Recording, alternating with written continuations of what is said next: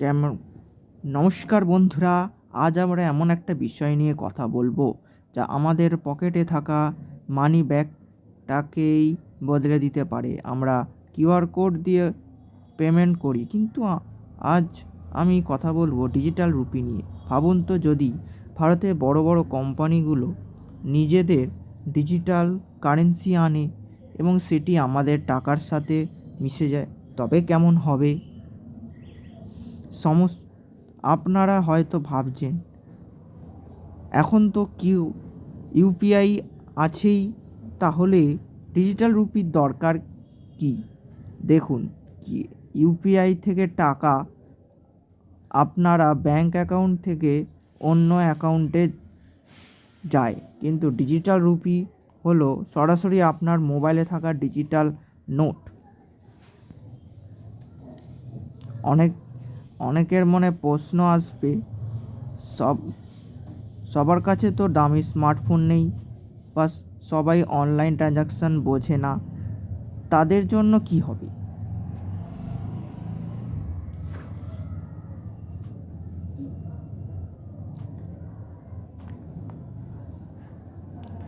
এখানেই আসছে আমাদের আজকের মূল ভাবনা। যদি ডিজিটাল রুপির জন্য একটি আলাদা প্ল্যাটফর্ম বা ডিজিটাল ব্যাংক থাকে, যেখানে আপনি সাধারণ নোটের মতোই ডিজিটাল রুপি জমা রাখতে পারেন, আপনার মোবাইল নম্বরটাই হবে আপনার পরিচয়।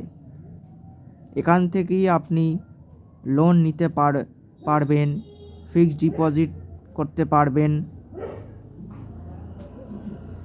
সবথেকে বড় কথা, আপনার ডিজিটাল কারেন্সি সেখানে থাকবে একদম সুরক্ষিত। প্রথাগত কাগজের নোট ছিঁড়ে যেতে পারে, হারিয়ে যেতে পারে, কিন্তু ডিজিটাল নোট আপনার ফোনেই থাকবে ছবির মতো। এটা জাল করা অসম্ভব। যারা ভাবছেন যাদের স্মার্টফোন নেই, তারা কি করবে?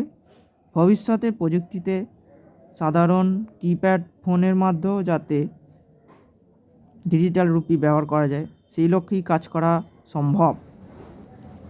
ভারত যদি বড় বড় কোম্পানির সাথে মিশে এই ডিজিটাল রুপিকে আরও জনপ্রিয় করতে পারে, তবে আন্তর্জাতিক বাজারে আমাদের টাকার ডিমান্ড বা চাহিদা আরও বাড়বে।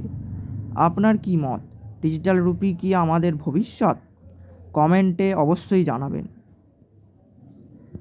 ভিডিওটা ভালো লাগলে লাইক করুন আর সবার সাথে শেয়ার করুন, যাতে সবাই এই নতুন প্রযুক্তি সম্পর্কে জানতে পারে।